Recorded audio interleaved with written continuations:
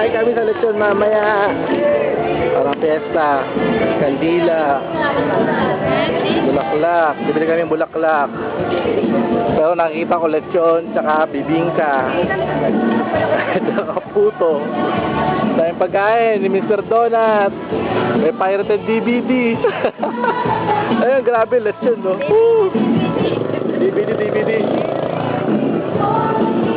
Oh, diba? Meron pang theater. Oh. Diba? Sabi na may bulaklak. Ano kasi bulaklak?